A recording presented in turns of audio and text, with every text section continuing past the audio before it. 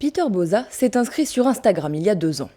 Partout où il passe, il poste ses photos, une manière de démultiplier la diffusion de son travail et d'entrer en contact avec son public.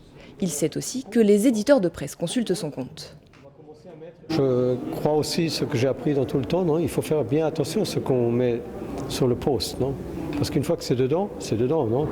Et c'est vu déjà, non? Dans des minutes, non? Peter Boza pense sérieusement réaliser un reportage uniquement grâce à son téléphone. Nils Ackermann, photographe suisse, est aussi sur Instagram. Il aime s'essayer au format carré.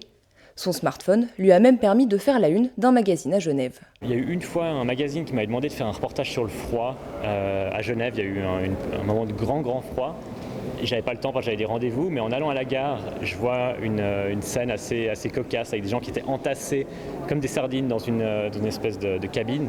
Puis du coup, j'avais pris une photo de ça avec mon téléphone, je l'ai envoyé au magazine depuis le train. Et puis le lendemain, ils l'avaient publié en double page dans leur magazine parce qu'elle répondait exactement à ce dont ils avaient besoin. Elle était prise avec un téléphone et on ne voyait pas la différence. Ça aurait pu être pris avec un boîtier normal. Pour la première fois, Visa pour l'image expose des photos Instagram, celles de David Guttenfelder. Il est suivi par près d'1 million de personnes sur le réseau social.